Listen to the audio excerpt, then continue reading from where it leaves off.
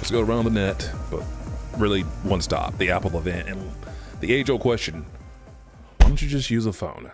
You know what Apple events are gonna be, them telling you it's the best ever battery life, that thing that you had last year. I don't know how you're surviving off of that buzzword or term that gets overused. Apple intelligence,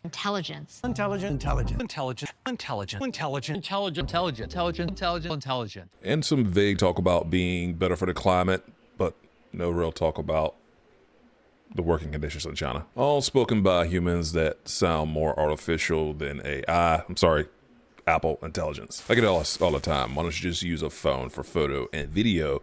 The iPhone does so much of this stuff. It is a legit question to ask because Apple's been associated with creatives forever. You know, they're showing the weekend doing stuff and they're shooting it on an iPhone. So I get where that question would come from. The answer to that, and I gotta unfortunately use the D word here, I'm sorry, but it just depends on what you're doing. Low light situations, think like wedding receptions. You need that bigger sensor on full frame cameras. But I'm just smoking some meats in the backyard with Renegade, then sure, shooting things on the phone, editing them on the phone, and then just uploading to social media on that very same phone is incredibly convenient. So that is exactly what I mean when I say it just depends what exactly you're doing. Let me hop in here real quick just to say thank you so much for watching this video. Please hit the like button, subscribe. It really helps us out. And if you have any cash you can throw away for a shirt or some photo presets, join our Patreon. Anything you can do totally helps. Thank you so much. Let's also talk of a more rugged Apple Watch, and it comes in black now. AirPods are getting some more noise canceling features with head nods, nod tech. No reason to put any cotton in your ears now. The AirPods Pro is going to help with just everyday noise canceling for your hearing. And there's even going to be a test for your hearing that you can take. But all that's locked behind the paywall of the more expensive AirPods Pro. Apple did indeed start the war on having buttons on devices.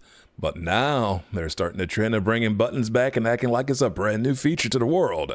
The new iPhone should be better at playing video games, or AAA games as they say, but they didn't really drop a massive AAA game. There's no Death Stranding 2 that they use as an example, but it will be better suited for displacing heat, which is actually legitimately a good thing.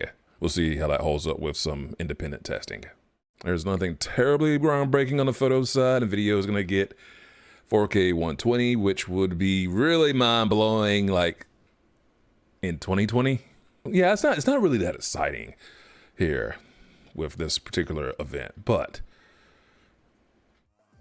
it's the stuff I could use. Let me know, was this the stuff that you like here from the Apple event? Am I wrong?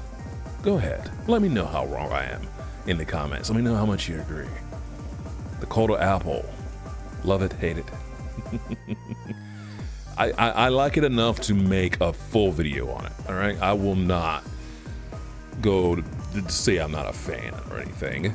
I'm just not the biggest fan of some of these things that they have done.